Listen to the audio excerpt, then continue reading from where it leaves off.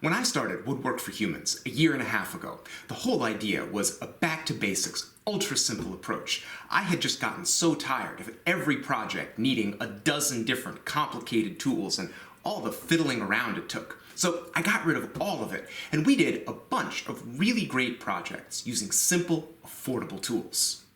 But you know, life is funny. When I look around my shop now, I see that even the Woodwork for Humans toolkit has gotten pretty big. I have bought and tested and even built so many tools that we're just not doing those ultra basic projects anymore. Well, that's an easy fix. Let's do one.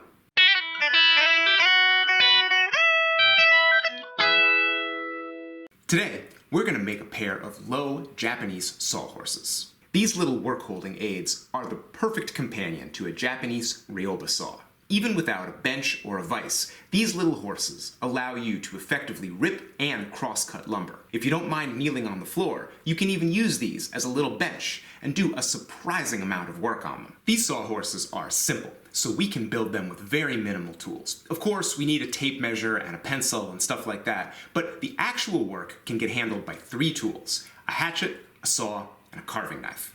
Now, of course, we also need some place to work. I've got my joiner's bench, and it's inexpensive and easy to build, but I know that a lot of my viewers, they don't have a workbench. They maybe don't have a workspace at all. I should make things even more simple for this build. I could work down on the floor, but that would mean kneeling on a concrete floor all day. I don't really want to do that. What else could I... Wait a second. I live in Ohio, and it's August. Summer is almost over, and I have spent almost the whole season down here in this dank-ass basement. What am I doing? There's sunshine and green grass out there. The hell with this!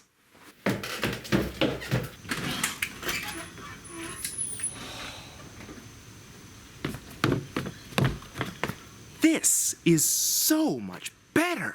I don't actually feel like working in the grass, but even a blacktop driveway is a lot nicer than concrete, especially once you broom off the acorns. All the tools for this build fit in a bucket with room to spare, and the stock list is very short. You need about 4 feet of 2x6 and 3 feet of 2x4. Since I do need some kind of work surface, I'm going to roll a log out of the firewood pile. And just like that, we're ready to make something. A knee-high log actually makes a great sawing platform, but you can also just flip over a 5-gallon bucket and work on that. A cheap speed square is more than enough for a project like this, and I don't have to bring out any of my nice squares where they might get lost or broken. Notice that I'm using my thumb to help start the cut when I use my ryoba one-handed. I keep my index finger along the spine. Once the cut is started, I can switch to a 2-handed grip for power. You only have to make 6 or 7 cuts to break down your stock, so that part goes pretty quickly. Even though this is fairly rough work, use your square to carry your line across the edge of the board. When you saw down a corner and track both lines at once, you're much more likely to get a straight and square cut. This is also a good time to practice getting to the end of your cut and then reaching around to support the waste piece as you saw through that last little bit. Supporting your waste will prevent splintering and give you clean ends that don't need any trimming or sanding. It also helps to have a quality saw. For a long time, I've been using this Vaughn Bear ryoba saw. It's a real Japanese saw, it's made in Japan, but it's kind of a budget model. It costs about 20 bucks. It works well, but the whole time I've been using it, I've been wondering what I would get if I spent a little more money. So just recently, I picked up this Gaikucho ryoba saw. It costs about double what the Vaughn saw costs, but every time I use it, I know where that money went. Every aspect of this saw is nicer. It's got a real wood handle with a very comfortable taper to it. The blade is wider, which makes it easier to get control and get a straight cut. The teeth have a progressive size. It's more comfortable, it's better balanced. Everything about it is better. But that being said, you could really go with either one of these and they would get the job done for you. Now, let's make the feet. We only need to notch them so that the long beam pieces will lock in. American construction lumber is actually 1.5 inches thick, and I'm going to use that 1.5 inch measurement for almost every aspect of this build. To get that top slot really tight, I'll draw one line, and then place a piece of 2x6 snug against it to mark my other line. This way, I've marked the actual width of my second piece, and I'm guaranteed a tight fit when I cut my notch. Don't forget to color in your waist. It's an easy way to keep from screwing up. We're also going to make a shallow, half-inch notch to divide our bottom into two stable little feet. Those feet are 1.5 inches wide. We're also going to curve the top corners of the piece. What radius should our curve be? How about 1.5 inches? A roll of tape has a great radius for those corners. The whole layout is pretty simple, but I also have a set of very inexpensive plans, and those are linked down in the description. Once you have the whole foot laid out, take an extra few minutes to carry those layout lines across the edges of the piece and copy them onto the opposite face. Having your layout on both faces will make an enormous difference when you go to cut your parts. While our piece is still whole and easy to grab, we're going to cut those curves at the corners. The hatchet is a beautiful tool for this kind of work, and it can be very precise if you swing it with control. Notice my small, light strokes here. I'm not wailing away, and the fingers of my other hand are far away from the cut. As I get closer to the bottom of the curve, I lift up my piece so I can get down into that lower corner. As I continue my curve, I keep my cutting angle about the same, but I keep rotating the piece down so I get a smooth and consistent radius. At the end, you can see I've choked way up on my hatchet and even laid one finger alongside the head for extra control. My finished curve has the shape I want, but the surface is too rough. I'm going to smooth it out with a carving knife. I recently picked up this inexpensive Sloyd knife, and I see why people like them so much. They have a really smooth, wide bevel, and the fat birch handle gives you a lot of control. For shaping wood, this thing is light years ahead of a simple pocket knife. Notice that I'm working off the side of my lap, so when the knife slides off the work, it can't hit any part of me.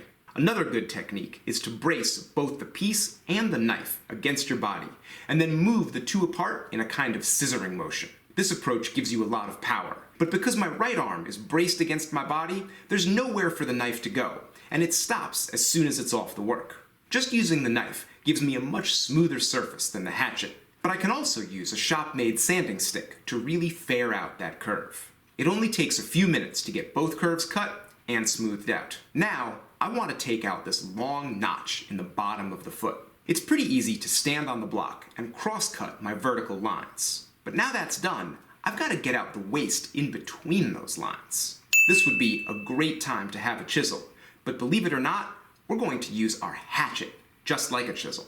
First, I'll score my line by getting the corner of my hatchet right up against my little saw cut and pressing down while I roll the head backwards. This gives me a nicely defined line. Then I'll set the edge of my hatchet into my line, step on the piece to hold it, and give the back of my hatchet a firm tap with a scrap of wood. You can use a mallet if you have one, but not a metal hammer. I keep working my way along my line, and you should notice how I'm using the top corner of my hatchet for a slicing cut that really plunges into the wood. Pretty soon, a big chunk of waste just pops out, and I can flip over and do the same thing on the other side.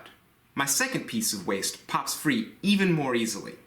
It's just a little, I need to just pull and give it a twist, or you know what, maybe another light tap and... Of course, this technique will only work if you've actually sawn those shoulder lines all the way down. Let's try that again. On this side, I'm being sure to get that saw perfectly vertical and get the cut all the way to the baseline on both sides. When I tap my hatchet, the waist falls out with no trouble. Oh, and that one that broke off, I just glued that back on again.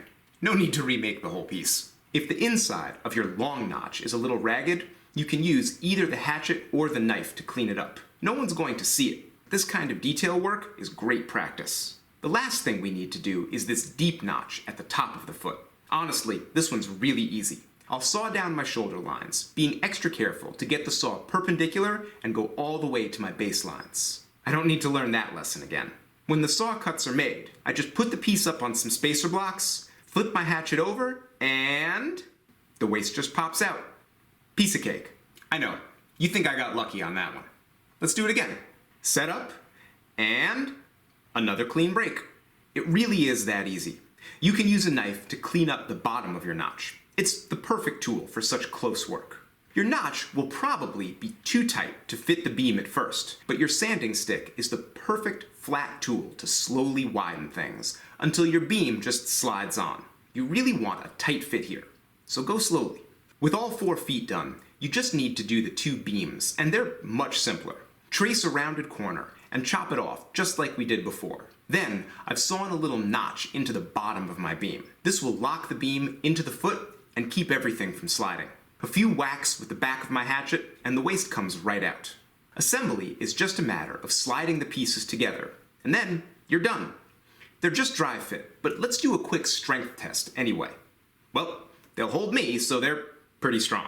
Back in the shop, I give everything a quick sand with 100 grit, just to get rid of any fuzz and splinters on the surface. I'm honestly dying to hand plane everything to a beautiful finish, but that's not the spirit of this build. If you have a tight fit between your parts, you can just add a little glue to keep everything together. But I'm putting in a screw under each foot so that I can get these apart if I ever need to adjust anything or make a new piece. Now, to use these for cross-cutting, just let your cut line hang off the right-hand horse and kneel on the work with your left knee. I promise, it's not uncomfortable, and it allows you to have both hands free to get your saw started. For small and delicate work, this single-handed grip with a pointed finger is perfect. For larger work, you're going to want to stand up and grip the handle with both hands for added power. Keep your left hand forward and your left foot on the work. Of course, if you're left-handed, then you'll need to switch everything around. For a rip cut, you still want to start the cut kneeling and use your fine cross-cut teeth to get the kerf going. Then get rid of the rear horse to angle the end of your board up where it's easy to see. Then you can switch to a two-handed grip and finish your cut. Doing long rip cuts by hand is never fast or easy, but the ergonomics of the pole saw do allow you to use more big muscles in your body. It's an effective way to work. So it might be that you've already got one of these Ryoba saws and you've tried to use it and not really had a great experience. And that's kind of me too. I really like Japanese tools, but a lot of the time actually using them is kind of a struggle. I think that's because I mostly try to use them on a Western-style woodworking bench. And, you know, Japanese tools actually work better if you use them with Japanese work holding, which really makes perfect sense. So if you haven't had a great experience with a Ryoba saw, you might want to try making one of these low Japanese sawhorses. As I have been experimenting with my Ryoba and my low horses, the whole thing has opened up for me. I feel like I have a much clearer idea of how these tools are supposed to work, how they're supposed to work with my body, how I can line things up so I can track that line much more effectively than I can using my Western-style bench. And if you've never made a woodworking project before, this might be the place to start. I hear from people every day who tell me, oh, I love your videos, I've watched all of them, but I haven't built anything yet because I don't know where to start. Well, ladies and gentlemen, this is the place to start. It's 3 pieces of wood, it's really simple joints, it's very difficult to screw up. I think most people could build these sawhorses just using this video, but I know a lot of people like measurements and diagrams, so I have a set of plans and they are super affordable. And I should mention that plans are one of the main things that keep this channel going. And because I want to give back to my viewers, I always make my plans as cheap as I can. Most of my plans are $5 or less. So if you'd like to support this content, but you're not ready to become a patron or a channel member yet, go on over to rexkruger.com/store and check out the dozens of affordable plans that I have. I've also got a bunch of links to them down in the description. And I always end my videos by thanking my patrons on Patreon. They are the biggest part of this enterprise. They keep the lights on around here, and I can never express how grateful I am. If you'd like to be part of this amazing community of craftspeople, go on over to patreon.com/rexkruger and check out all the early access and rewards I have for the people who make this stuff possible. I'll be back next week with another basic, easy woodworking project. Until then, thanks for watching.